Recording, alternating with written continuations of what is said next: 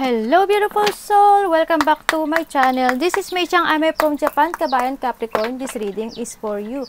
Maraming salamat muna sa mga subscriber, new subscriber, cross-watcher, at sa mga bagong pasok dyan. Welcome na welcome kayo sa bahay ni Ate Aimee. Maraming salamat din sa nakataba ng puso yung mga comments sa lahat kayo is resonate. Keep comment lang mga kabayan, ang yung energy is naiwan dyan. Pati pangalan nyo, binabasa ko, makukuha lang yung energy nyo, makaresonate lang kayo sa atin. Tingnan natin ano ang mga posibleng maganap o mangyari this June 2024. At maraming salamat din pala sa mga nagpa-personal reading. Kung gusto po na energy nyo lang talaga ang gusto nyo makuha natin, nasa baba po ng video to, how to contact me para sa personal reading, no? At syempre, this is a general reading, Capricorn. Kuhanin mo lang talaga ang sa iyo at itapon ang hindi naman para sa iyo. Maaring ito is a vice versa, maaring energy mo, energy ng person mo, energy na malapit sa puso mo. Maaring nangyayari o mangyayari pa lang. Use your own intuition, lawakan po natin ang ating isipan. Tandaan nyo, hindi nyo to personal reading. Maaring related sa work, love, job, friends, family member, co-workers o sa business mo. Ulitin ko, kung ano man ang lumabas dito, babasahin ko lang to. Huwag kayo masyado maapektuhan dahil hindi nyo to personal reading. Okay? Hindi po negative ang lumalabas dito. It's only a warning. Okay? Yung mga medyo palaisip medyo makipot, no? Okay, iba dito, by June, baka makaranas kayo ng masakit ang likod, no? Or may sasakit ang likod. Sa nakita ko dito. In the past, may mga pagtataksil, merong mga deep wound na nangyari, no? O mangyayari sa iba. May mga pagsisisi.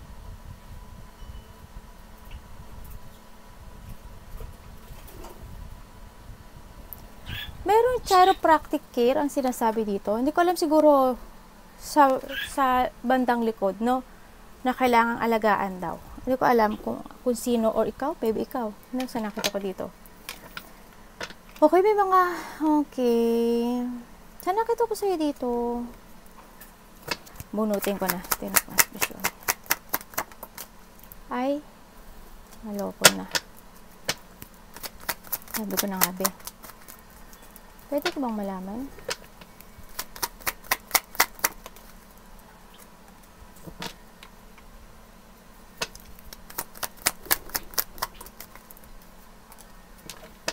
We have the 10-10, no? 10-10. Kumbaga, there's a beginning, the end, and the beginning, no? Kumbaga, kung may mga problema kayo na dadaanan o mga struggle na dadaanan, it will end. Nakita ko naman na mag-end. Pero sa nakita ko dito, tignan ko bakit po?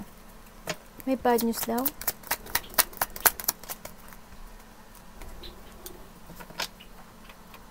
May mga sitwasyon na nakikita ko na hindi ko alam kung may tutulungan ka o may sinusuportahan ka. Makakaramdam ka daw ng lungkot, makakaramdam ka ng negativity or madidrain ka. Maaring sa trabaho, maaring sa relasyon, maaring sa mga problema na dadating o dumaan na sa iba, ganyan. May mga maaring sa iba dito naganap na. Ito, nakita ko parang naganap na sa iba. Nagkaroon ng mga bad news, ano? There's a bad news. Sa iba dito, siguro sa iba, natapos na, sa iba mangyari pa lang, ganyan. Ang nakita ko rin dito na maaring may susuportahan ka or may susuporta sa'yo, something ganun. But comes naman sa, ikaw yung breadwinner, nakita ko ito. Magkakaroon ng mga pag-iisip every night, pag-worry sa trabaho, sa kaperahan. Hindi ko alam kung magkakaroon kayo ng may magkakaroon ng problema with it comes sa money.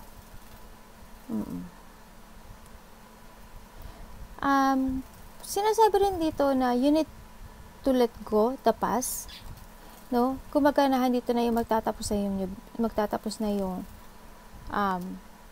mga problema mo, sa nakita ko dito, magkakaroon ng start or magkakaroon ng transformation this June, Capricorn, para sa'yo, sa nakita ko dito. Siguro magkakaroon lang kayo ng konting problema with sa money o sa trabaho mo.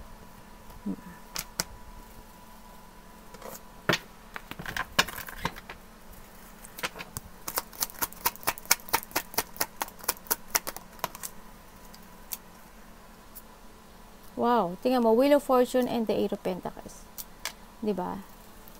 Tingnan natin. Bakit? Ano pwede ko malaman? Okay.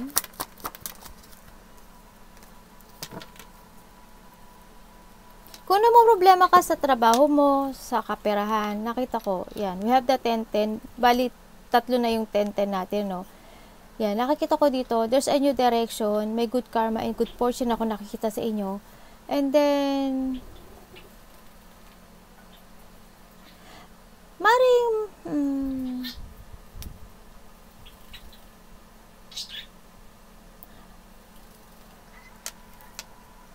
okay, ibig sabihin, may bagong magaganap sa buhay mo na panibagong sigla at paganda. Yes.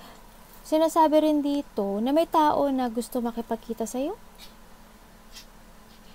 Or maaring kasamahan mo sa trabaho to, or maaring dati mo karelasyon. Someone na gusto niya ng union. Gusto niya uli ng banding. Or may makikita-kita na magkakamag-anak, karelasyon, kakilala, kasama sa trabaho. Ganun ang nakita ko. Or may or halimbawa sa trabaho mo, marami ka nakikilala na iba't ibang tao. Maaring ganun, no? Sa nakita ko dito. Kumbaga, there's a new beginning. Ako nakita dito. May mga, when it comes sa trabaho, you are focused and handin yung determination sa lahat ng ginagawa. Lalo na sa kaperahan, sa work mo, sa business mo, ganyan.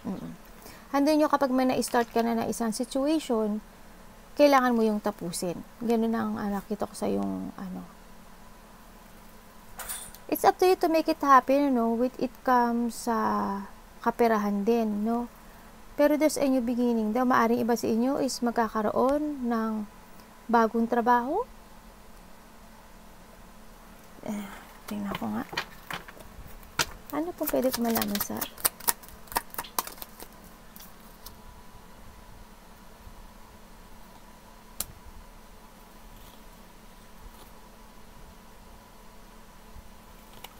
ibig sabihin, may gusto makipag-usap sa'yo. May biglang makikipag-usap sa'yo. Or may biglang pareho lang yun ate. May bigla daw makikipag-communicate sa'yo. Baka sa trabaho po, ganun. O baka may makilala kang new person. Saan nakita ko dito? O kaya, pag sa trabaho mo, baka palagi ka naman nakakamit ng mga new person. Maaring ganun. Pero there's a new person ako. May mga biglaang mangyayari na bagong simula sa'yo. Pwede mo bang ilarawan Tagalog yun? Yung pinaka-clear po, para alam po ni Capricorn. Ayun na. Ayun na nga.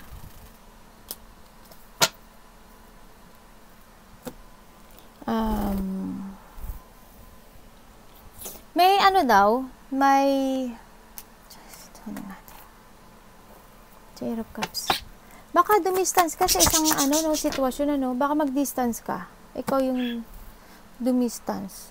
Halimbawa, may nakilala ka na may nang-akit o may nanukso sa'yo, ikaw yung iiwas. O kaya, may maganap na halimbawa, when it comes sa trabaho, halimbawa lang o sa business, parang ayaw mo na, parang gusto mo na ng ibang trabaho, o ibang karelasyon, o ibang situation, pero yung parang ikaw yung iiwas doon. Para hindi lang mawalan ka ng trabaho, para wala lang away, para wala lang gulo, parang dun ka na lang sa nakikita ko dito. Parang i-accept mo na lang na halimbawa sa trabaho mo, sa business mo o sa karelasyon. Para halimbawa, alam mo naman na naaabusado ka na parang hindi sila hindi equal tong situation. Parang okay lang na maging tanga ka. Ganun. Kasi may tao ko nakikitang tanga. Nagkakaroon ng blockage sa kanya when it comes to make a new beginning or when it comes sa kanyang cycle ng will, dito, sa sitwasyon na to. Hindi ko alam kung siya is nawawala siya ng tiwala sa sarili niya o hindi siya nagtitiwala. Parang something ganun. O kaya maaring hindi lang siya interesado sa pagbabago, ganyan. O sa ibang bagay. Halimbawa, sa isang karelasyon, may namit kang isang tao o may namit kang ganyan, o katrabaho, o may nag-alok sa'yo, parang hindi ka interesado doon sa sitwasyon na yun. Ganun ang nakikita ko. Kasi parang siguro iniisip mo baka maging problema lang, baka lalo lang lumala ang problema o magkaroon ng problema. No? Ganun nakita ko. Parang ikaw rin yung iiwas. Kumbaga, kung gusto mo magkaroon ng new beginning o bagong buhay, parang may blockage.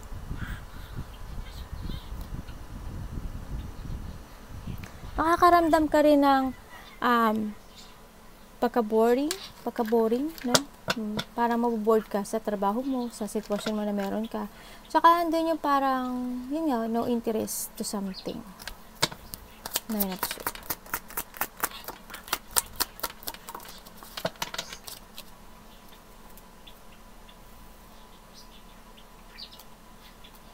Yun nga, sinasabi ko doon nga, ulitin ko, parang may tao naging tanga. Parang yung avoiding something. Handun may tao ko nakita naghahari-harian. Hindi ko alam, maybe your boss, yung tatay mo, asawa mo, ganun. Tapos andun yung nakita ko na matigas yung puso, may katigasan. Parang ikaw na lang siguro yung umiiwas. O kaya may mga tao na nagkaroong mali-mali something. No?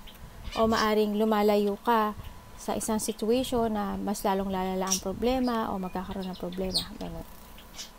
Parang i-accept mo lang yung situation. May mga ganun sitwasyon ako nakikita sa'yo.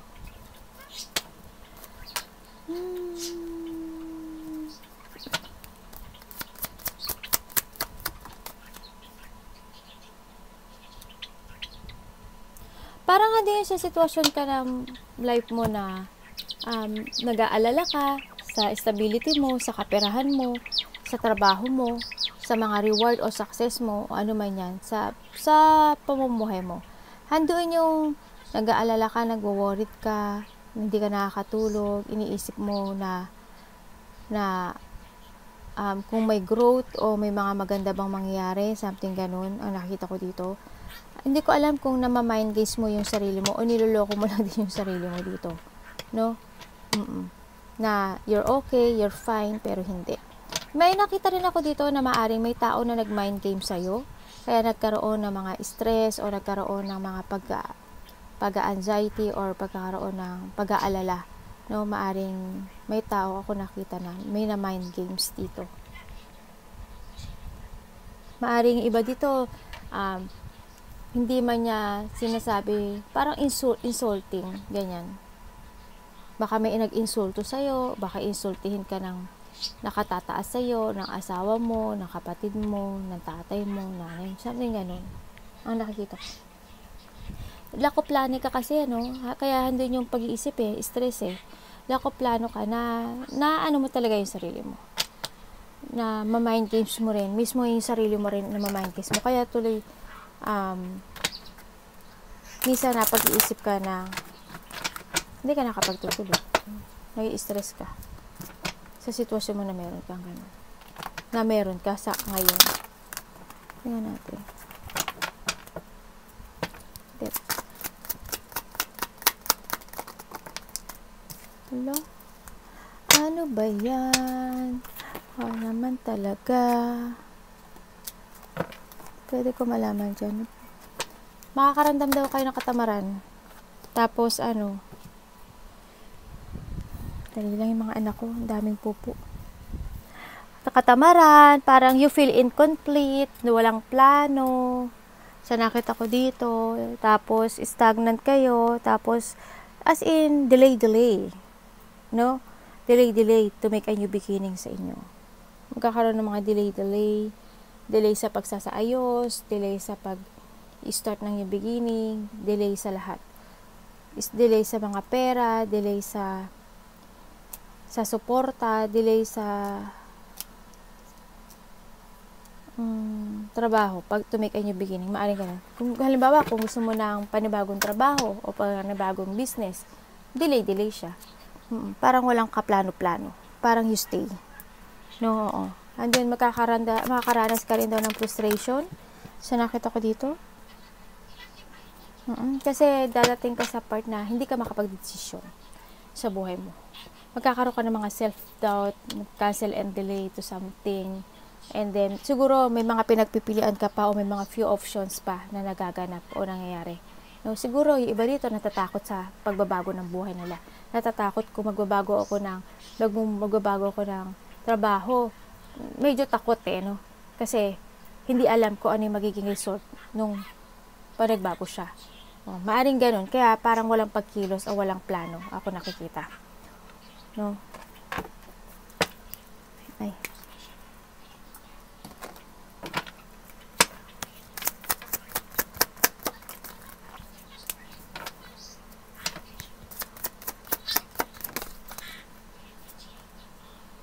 Wow. Ang dami mong puro pera. Ang dami mong iniisip. Money, money, money. Pwede ko malaman dyan. Naguguluhan ka. Hindi, tatakot ka mag-crossroad. Takot ka mag-ibang landas. Nakikita ko naman, hindi ka na masaya sa meron ka ngayon. Maybe relationship, maybe trabaho, negosyo, kaperahan. Oo, handoon yung part na, hindi ko alam kung may tao na, there's a someone here na sneaky person. Hindi ko alam kung may tao na may interest sa'yo. O may tao dito na para may tinatago siya sa'yo. O mabaaring ikaw ito, ganyan. Meron kang sitwasyon na hindi mo kayang bitiwan eh. Dahil handoon yung ano eh. Nagkakaroon ng pagsisave ng monies, pag-iipon ng pera, hindi ko nakikita na palagastos ka. Bibili ka lang ng kailangan mong bilhin, yung mga importanteng bagay. Makakaranas ka rin na hindi kasiyahan. No?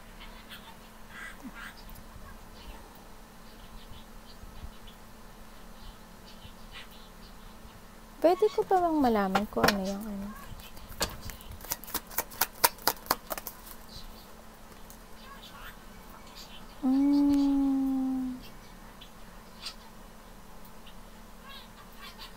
Nagkaroon ba ng third party dito? May babaero, lalakero dito eh. Sneaky person. Ingat lang ano, baka manakawan kayo ng pera.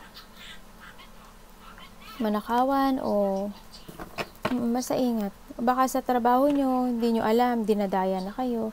O kaya, baka mag-ingat lang kayo sa mga sneaky person. May tao dito makasarili, sarili lang niya lang iniisip niya. No? Okay.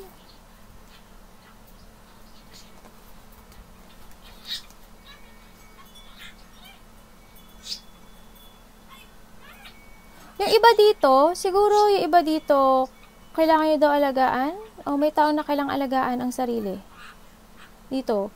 Hindi ko alam, sa iba rin nakikita ko dito, hindi ko alam kung siguro may nililihim kayo na siguro hindi alam ng tao na umiinom kayo ng alak pero may hinaid kayo. Siguro uminom kayo ng alak o may something ganun ang nakita ko. May ilalabas din daw kayong pera. Ang sinasabi dito rin, sa nakita ko to, you need to escape sa isang sitwasyon na hindi na nag-work sa'yo anymore eh. No? Start a new beginning. Follow your heart in a good way. Focus and take it action to make it real lahat ng goals mo na gusto mong gawin. Minsan isipin mo rin daw ang sarili mo. No? Kaysa isipin ng iba. Kung alam mo naman na nadidihado ka na sa sitwasyon, mas mahalin mo siguro yung sarili mo. No? Mas piliin mong pahalagahan yung sarili mo. Make a new beginning.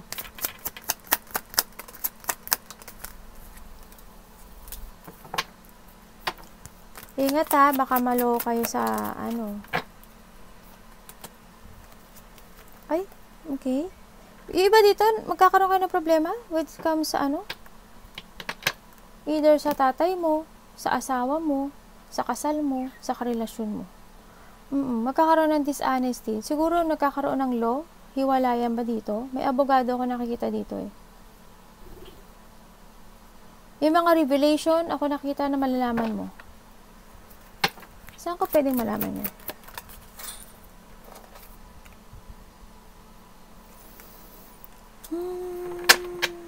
Eto.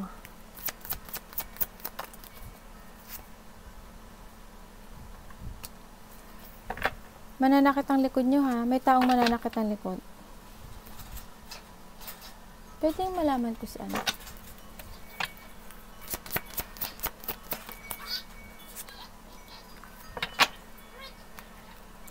Yung is, alimbawa, mayroon kayo ka-relationship. May asawa kayo, ka-relasyon kayo. Sa nakita ko dito, yung isa sa inyo, sobrang bait.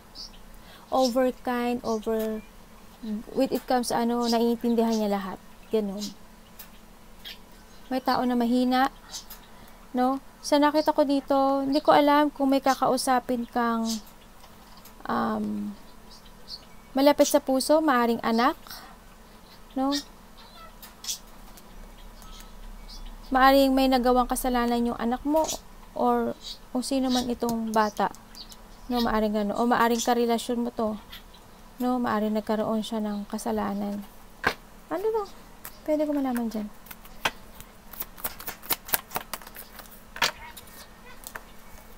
Okay. Okay, nakita ko naman na mag-end tong situation na to. Matatapos din siya. Kumbaga, kung whatever happened dito sa sitwasyon na to, magiging okay ang lahat, no? May makikita daw na magkakakilala. Maaring anak mo, maaring asawa mo, yan, o maaring karelasyon mo dati. May mga pag-uusapan kayo. Yun na nakita ko. Hindi ko alam kung ano okay. Tingnan ko na lang kung ano pa ilalabas.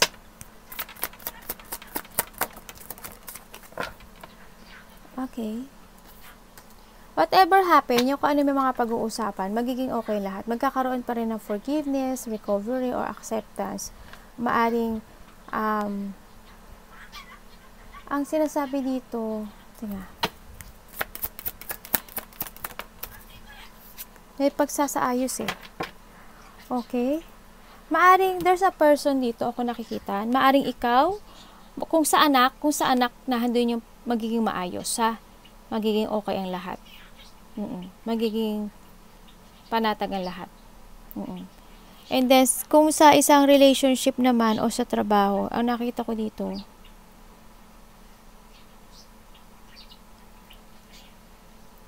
may makikipag-reconciliation sa iyo. Pero, itong tao na to, hindi ko alam parang, maybe ikaw to, confused? May taong confused May taong confused, may tao na hindi makapag-decide, nagkakaroon ng delay dito sa pag-uusap na to o sa pagkikita na to. Sa nakikita ko dito, no?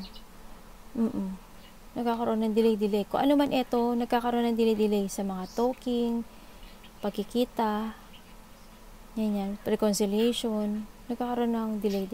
Nagkakaroon ng self-doubt o may mga few options ako nakikita dito, no? Halimbawa sa trabaho, may makipag-usap sa'yo na dati mo katrabaho o dating tumutulong o sumusuporta sa'yo, pero handoon yung part na hindi ka nalilito ka, hindi ka makapag-decide. Maaring ganun sa nakita ko. Or vice versa ito. Ang nakikita ko dito. Pwede ko bang malaman yan?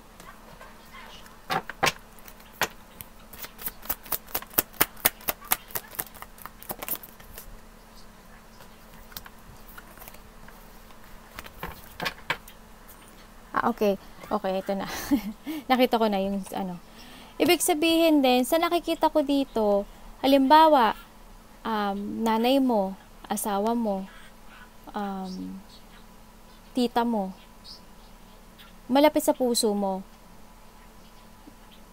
na halimbawa na siya, na hurt siya, o nasaktan siya, o nagkaroon siya ng pain. Yun, may recovery siya, no? Magkakaroon na recovery, magiging maayos. Yun ang nakita ko sa kanya.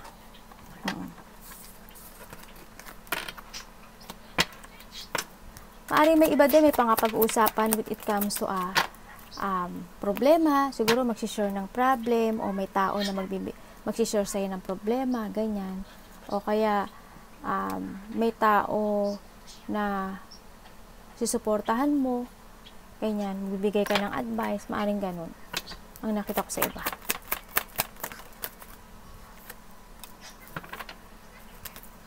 May travel ba kayo?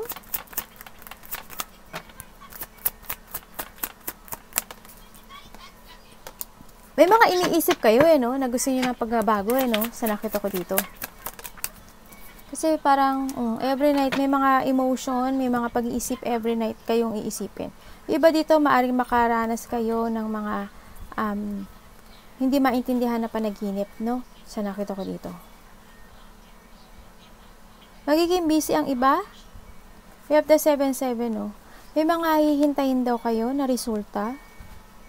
You're waiting something na gusto nyong makamit, no? Sa nakita ko dito. May mga pag-aaway ng katrabaho, mga kapatid, kapamilya, or kamag-anak, something ganun. Pero nakita ko na mag-i-end naman din ang situation. No? May tao na kailangan mag-heal. You need to trust your intuition sa nakita ko dito, no? Masyadong nagiging, magkakaroon ng emotion o pag-iisip every night. Tulog-tulog din. May mga pag-uusapan daw. Saan? Pag-uusapan. Okay. Ibig sabihin, tapos na. May mga biglaang mangyayari o may biglaang makikipag-communicate sa'yo. Ang dami naman nakikipag-communicate sa'yo. Baka trabaho mo to, no? Yung nakikita ko. Iba dito, may pagka-sensitive, no? Hando nakikita ko naman yung iyong kind, imaginative kayo, very caring and loving. Sa nakita ko ito. Hindi yung pagiging mature. You trust your intuition, sa nakita ko. Yung iba dito, may psychic ability or ang lakas ng inyong intuition. You need to follow that, ha? Sundin nyo yung nasa intuition nyo, yung nasa instinct nyo. Kasi doon nagbibigay siya ng sign kung ano yung dapat nyong gawin. Arigatou namaste, God bless.